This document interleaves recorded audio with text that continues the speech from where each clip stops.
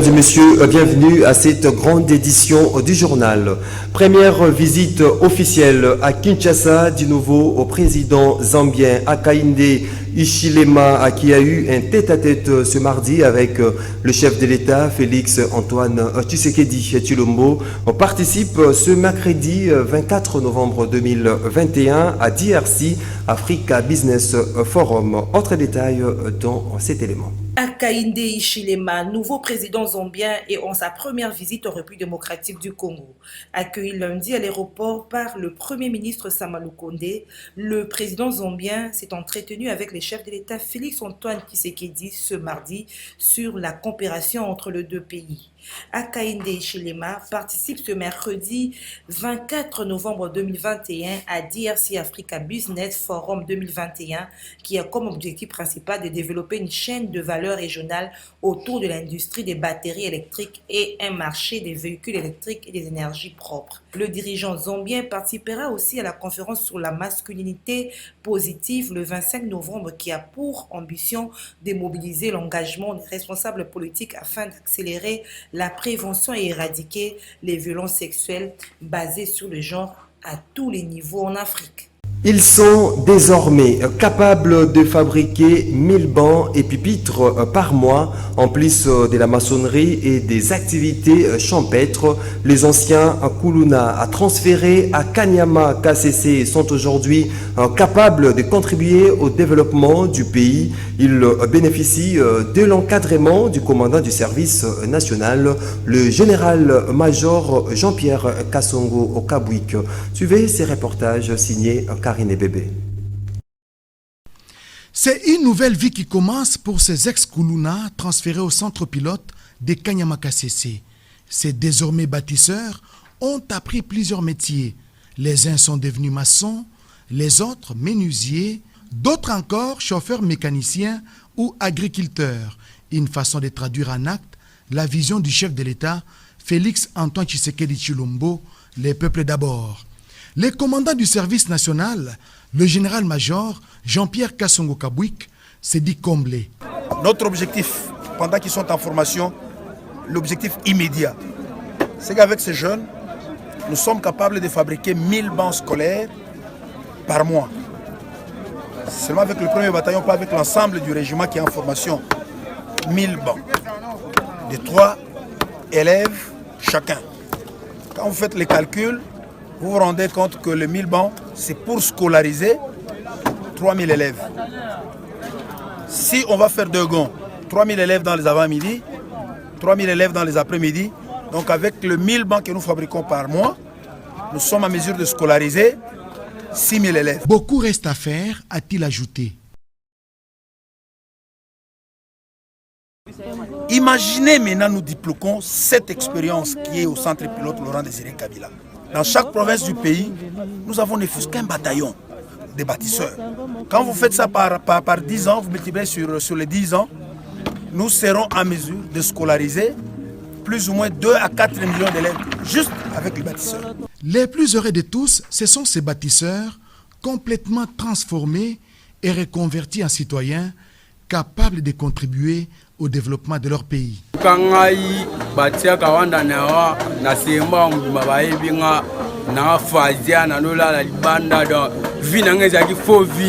Donc on a évité moi là mais le quoi appelle service national et sur pour longo la makanino ça m'a payé wana zaki na ngoya oyibaka ya roboto la ba tu ba biloko en tout cas viona ya ngoteta kana sale inane mubimba na tikolo yibele wa mutute na tikolo ko tata na ndako wa mutute lelo biso to bulatu okufa ta ndenge tozali.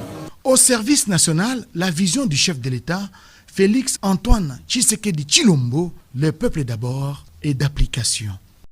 À l'Assemblée nationale, face aux pénuries chroniques d'eau, la commission aménagement du territoire, infrastructure, postes et nouvelles technologies de l'information et de la communication a auditionné le directeur général de la Régie des eaux qui a les monopoles de la desserte en eau à travers tous les territoires nationaux. Suivez le président de la commission au micro de Gisèle Olivier Tocon. Il était question ici de parcourir la gestion du DG. Certes, nous avons abordé la question par les budgets 2022, mais nous avons posé un problème qu'on ne pouvait pas toucher 2022 sans évaluer 2020-2021. On n'a pas voulu revenir un peu plus loin, non. Plusieurs questions ont été posées et ici c'est une désolation tout simplement. Parce que imaginez-vous que nous sommes dans un pays tel que nous l'avons relevé ici, où, selon les collègues, la Troisième Guerre mondiale va partir de la République démocratique du Congo à partir de l'importance des eaux que nous disposons. Mais ce peuple n'arrive pas à être servi correctement en termes d'eau potable. C'est un scandale.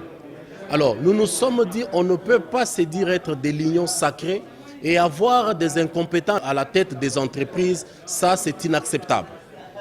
Nous allons revenir ici de manière approfondie la semaine prochaine après ces réponses et puis la commission va devoir tirer des conséquences.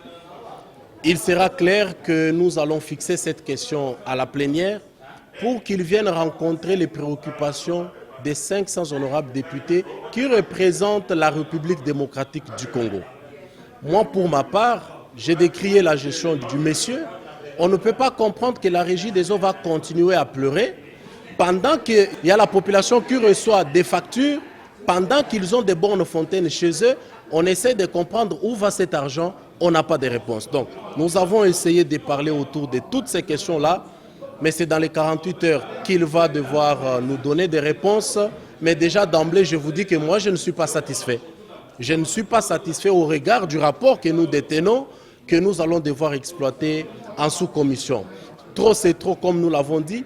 Si nous voulons soutenir la vision du président de la République, qui est le peuple d'abord, nous devons avoir des compétents à la tête des entreprises publiques. Parce que l'essentiel du peuple passe aussi par l'eau. On ne peut pas être dans un pays où nous avons la facilité d'avoir l'eau, mais à cause de certains caprices, on n'arrive pas à servir notre population. Je pense que je ne peux pas être satisfait. J'ai parlé sans garder ma langue dans la poche. Je vais continuer encore à le dire, je vais continuer à crier jusqu'à ce que le président de la République va nous entendre pour mettre fin à cette situation. Parlons de l'adoption en seconde lecture par le Sénat du rapport sur la proposition de la loi relative à la protection et promotion des personnes vivant avec handicap. Gisèle Etoko qui revient sur les contenus de cette proposition de loi qui pénalise par exemple l'utilisation des enfants mineurs comme guide. Suivez. Au moins 10 millions de personnes vivant avec handicap en République démocratique du Congo ne jouissent pas de leurs droits inaliénables. Ainsi, la proposition de loi relative à la protection et la promotion des droits de la personne vivant avec handicap en RDC, adoptée en seconde lecture au niveau de la Chambre haute du Parlement, contient les innovations ci-après, un quota pour les personnes qui vivent avec handicap dans la gestion de la chose publique à tous les niveaux, national, provincial et même local. Le PVH bénéficie d'une assistance particulière et même en termes de formation adaptée à leurs conditions. La loi pénalise par exemple l'utilisation des enfants mineurs comme guides. Elle permet aux personnes vivant avec handicap d'être insérées dans la société, de trouver leur place, d'avoir une protection juridique même en ce qui concerne leurs biens. Le fait par exemple de spolier un bien appartenant à une personne handicap à cause de son handicap est désormais pénalisé. Cette proposition de loi punit d'une amende de 250 à 500 000 francs congolais toute personne qui viole les dispositions de l'article 43 de cette loi. On y trouve aussi des peines allant de 3 à 6 mois de servitude principale contre toute personne avec handicap ou non qui aura utilisé ou tenté d'utiliser un enfant mineur comme assistance humaine. Notez que sont reconnues personnes vivant avec handicap, des personnes qui souffrent de problèmes d'albinisme, des personnes qui, de par leur naissance ou à cause du travail qu'ils font, connaissent des problèmes qui les empêchent de vivre comme les autres, par exemple les blessés de guerre qui ont soit perdu une jambe ou une partie de leurs membres. Tout à fait autre chose à présent, la justice transitionnelle au centre d'un atelier à Kinshasa entre le magistrat militaire et civil. Le vice-ministre de la Justice, Amato Baya Bazire, a ouvert ce mardi 23 novembre le séminaire sur la justice transitionnelle en République démocratique du Congo. Partage d'expérience avec le magistrat, une activité organisée par les conseils supérieurs de la magistrature avec le concours du Bureau conjoint des Nations Unies pour les droits de l'homme. Nancy Ileka nous en parle. Le vice-ministre de la Justice, Amato Bayubasire, a ouvert ce mardi 23 novembre à Kinshasa le séminaire sur la justice transitionnelle en RDC, auquel ont pris part les magistrats militaires et civils. Selon le vice-ministre de la Justice, le chef de l'État s'est résolu à rechercher la vérité, à rétablir la justice, à réparer les préjudices subis de suite des actes répréhensibles et à garantir la non-répétition des violations des masses et des conflits armés pour une paix durable en RDC. Il s'est engagé à maintes reprises lors de la 43e réunion du Conseil des ministres du 7 août 2020 à mettre en place des mécanismes de justice transitionnelle au niveau national. La RDC ayant vécu des passés des conflits violents et des violations systématiques ou flagrantes des droits de l'homme, les objectifs de la justice transitionnelle lui permettront de réaliser de manière durable la paix, la justice, la réconciliation, la réparation des droits de l'homme ainsi que de la bonne gouvernance et du développement. Le vif désir de mettre en œuvre effectivement les mécanismes de la justice transitionnelle, Son Excellence Monsieur le Président de la République, chef de l'État, a sollicité au mois de novembre 2020 l'appui technique de Madame le Haut-Commissaire des Nations Unies aux droits de l'homme afin d'accompagner notre pays dans ce processus. Pour Abdul Aziz Choye, directeur du Bureau des Nations Unies pour le droit de l'homme, ces assises tombent à point nommé afin de tourner le dos au cycle des violences qui ont endeuillé et continuent d'affecter certaines parties du pays. Le Bureau conjoint se tiendra toujours à vos côtés, aux côtés des autorités congolaises, particulièrement du Conseil supérieur de la magistrature, du ministère de la Justice, du ministère des droits humains, en vue d'appuyer toutes les initiatives allant dans le sens de la promotion d'un processus inclusif de justice transitionnelle. La RDC attend beaucoup de la contribution de nos efforts. Le temps n'est plus au discours, mais aux actes. Les magistrats civils et militaires qui prennent part à ces séminaires viennent de Kinshasa, Équateur, Kasaï central et Maïndombe. La gouverneure ad intérim de la province du Lualaba, Fifi Masuka, salue les efforts du ministre de la Santé, Hygiène et Prévention, le docteur Jean-Jacques Mbongani, dans la riposte contre le Covid-19. Reportage. L'implication personnelle du ministre de la Santé publique, Hygiène et Prévention, Dr Jean-Jacques Mbongani, pour avoir disposé un lot important de vaccins contre la pandémie de Covid-19 en faveur de la province du Lualaba, a amené cette délégation à venir remercier le patron de la santé en République démocratique du Congo. Nous sommes venus d'abord pour les civilités, ainsi que dire merci à son Excellence Monsieur le ministre de la Santé, pour le lot qu'il disponibilise pour la province de Lualaba en termes de Covid-19. Donc ces lots ont été en tout cas très bien accueillis. La population est en train de suivre le mot d'ordre du chef de l'État qui lui-même s'est fait vacciner et cette population par rapport à ça est en train de se vacciner chaque jour. Donc nous sommes encore revenus parce que le lot nous a envoyé est pratiquement à la fin et le ministre a accepté, il a toujours été là pour accompagner la province ainsi que toute la République par rapport à cette maladie que nous ne voulons pas qu'une autre vague puisse venir. Et la province de Lualaba est en train de suivre ce mot d'ordre-là, qu'une autre vague part au Lualaba. Nous sommes là pour encore chercher une autre quantité en attendant le gros lot qui doit venir par l'UNICEF. Nous sommes venus chercher et il nous a promis de nous les disponibiliser avant notre départ. Nous disons encore une fois merci, merci au chef de l'État, merci au ministre de la Santé pour la disponibilité pour la province du Lualaba.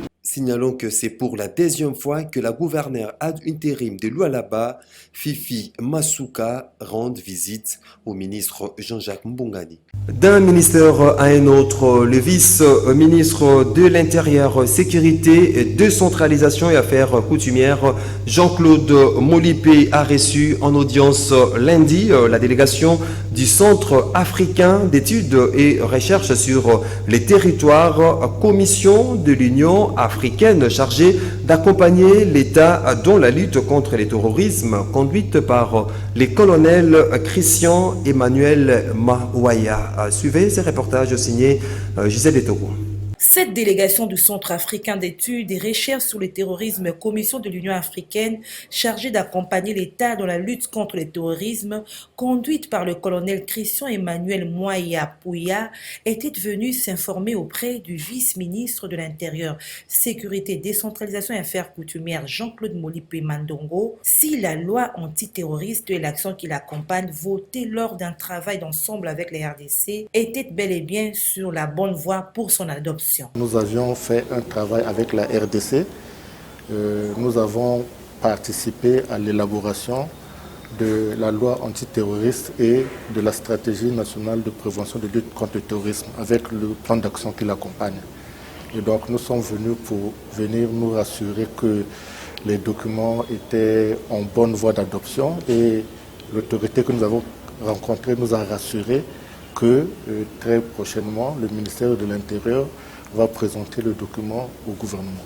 Il s'est engagé fermement à pouvoir faire passer le dossier et le valider. Donc très prochainement, le ministère va présenter le dossier au Conseil des ministres afin qu'ils suivent le chemin, enfin le parcours pour son adoption au niveau du Parlement. Rappelons que cette loi devrait être présentée au Conseil des ministres pour son adoption. Question de mettre fin aux activismes de groupes terroristes sur le sol congolais, comme le veut le chef de l'État, Félix-Antoine Tshisekedi Tshilombo. Implantation le week-end dernier dans la circonscription des Lukunga de la dynamique Guilain Niembo DGN. Elle s'inscrit dans la vision du chef de l'État, Félix-Antoine Tshisekedi Tshilombo, celle de faire du bien-être social de la population son cheval de bataille. Autre détail dans cet élément que nous propose Nadine Tchotchugombo. C'est sous les coups de 16h30 que le directeur du cabinet du chef de l'État, Guilain Niembo, autorité morale de l'Astbel DGN, est arrivé à l'ITC Ngalema où il était attendu par les jeunes et vieux de la circonscription de Lukunga, venus nombreux à sa rencontre. À son arrivée à l'ITC Ngalema, un accueil chaleureux lui était réservé par les amis de Maître Passi Mazoa ainsi que le chef coutumier Tekeumu. En effet, la dynamique Guilain Niembo s'inscrit dans la vision du chef de l'État, Félix Tshisekedi, qui fait du bien-être social de la population son cheval de bataille. Le peuple d'abord oblige. Nazalaki na sima ya misala na ngai ndenge boyebi et bayebisi nga seulement na telema mwa muke bato moko balingi bapesanga mbote des jeunes oyo bayebisi bino ezali eloko ebotami na Lubumbashi me lokola kombo na ngai ekotaki na kati esengelaki kopesa ngo mwa nzela po ete ekoka kosala makambo na nzela oyo ngai nalingi surtout na vision ya papa mokonzi ya mboka Félix-Antoine Tshisekedi Tshilombo. Des jeunes, les alliés ASBL, les alliés évidemment pour soutenir la vision du chef de l'État, principalement des Angobomon Nakati, les alliés pour pesa makanisi oyo mokonzi ya mboka alingi kotia liboso. Il s'en est suivi d'une séance de combat de catch, question de démontrer le talent sportif des jeunes de Lukunga. Le chef coutumier Tekeumu ont également remis leur mémo à l'autorité Guilain Niembo pour soumettre au père de la nation. Ainsi donc, le mariage est scellé entre la dynamique Guilain Nyembo et les filles et fils de Lukunga. Revenons sur les révélations faites par les consortiums de médias et associations de lutte contre la corruption dans l'ère enquête Congo Hold Up qui révèle le fait des détournements orchestrés par les animateurs de l'ancien régime. Maître Bazin Pembe, cadre de l'AFDC allié, appelle la justice congolaise à se saisir de cette affaire. Suivez. Les enquêteurs ont donné certains indices, certains repères. Ils ont cité même les noms des personnes dans leurs enquêtes et même les banques citées. Nous en appelons à la justice de la République démocratique du Congo parce que c'est l'argent du contribuable congolais et que la justice puisse s'en saisir de cette affaire et auditionner certains qui sont incriminés dans les dossiers. Je sais que M. Joseph Kabila Kabange a une protection légale, la loi sur les anciens chefs de l'État, la loi du 26 juillet 2018 les protège. Mais parce que nous sommes face à un détournement incroyable, nous en appelons au procureur près la Cour de cassation de s'en saisir des dossiers, de saisir le bureau du Sénat pour que ce dernier examine les réquisitoires pour que M. Kabila réponde de ces faits. S'il est innocent, il va retourner siéger au bureau du Sénat. La CNRF a été aussi saisie du dossier. Ils ont transmis les pièces devant le procureur après la Cour de cassation. C'est la justice de notre pays. Et M. Alinguet, c'est un inspecteur. Et nous en appelons à la justice de la République démocratique du Congo. Nous ne pouvons pas aider ces pays s'il y a encore des détournements, s'il y a encore des corruptions, s'il y a encore des banqueroutes, toutes ces infractions-là en République démocratique du Congo. Moi, j'en appelle aux autorités judiciaires de sauver cette République démocratique du Congo par la justice. On peut sauver ces pays que par la justice, pas par des médias, non. C'est la justice qui sauve toute une nation. Donc je ne doute pas de la justice, mais j'en appelle à cette justice d'enquêter sur les corruptions que nous attendons. Et puis pour boucler complètement ces journaux, sachez que dans les cadres de 16 jours d'activisme contre les violences sexuelles faites à l'égard des femmes, nos reporters ont approché la députée nationale Christelle Vwanga, présidente de la commission genre de l'Assemblée nationale, qui plaide en faveur de la réparation des femmes victimes de violences sexuelles par leur prise en charge par l'État congolais. On l'écoute au micro de Nancy Ileka et Héritier Toubilano. Oranger le monde, mettre fin dès maintenant à la violence à l'égard de la femme, tel est le thème international des 16 jours d'activisme de lutte contre les violences sexuelles faites à la femme. Interrogée sur la question, l'honorable Christelle Vwanga, présidente de la commission genre de l'Assemblée nationale, plaide pour la réparation de ces victimes. La raison pour laquelle j'ai dit qu'il fallait obligatoirement passer par une voie législative. Il faut que ce soit une loi passée à l'Assemblée nationale. Je comprends que nos ministres veulent aider, mais pour qu'on crée quelque chose de fort et de pérenne, ça doit passer par une loi à l'Assemblée nationale. De cette manière, toutes les générations qui viendront trouveront ces fonds et à mon avis, toutes les victimes seront tant soit peu indemnisées. Alors pourquoi je parle des voies compensatoires? Parce que évidemment, souvent, l'État est buté face à des problèmes, à des problématiques. Et cette voie peut constituer une solution idoine dans le sens où, lorsqu'il n'y a pas de moyens financiers, on peut passer par des terres, on peut passer par des formations. Au fait, c'est tout ça qui accompagne la justice transitionnelle. Le fait de se mettre autour d'une table et trouver des solutions adéquates. Voilà qui met fin, mesdames et messieurs, à cette grande édition du journal. Merci de votre confiance renouvelée et très bonne suite des programmes sur Canal Congo Télévision.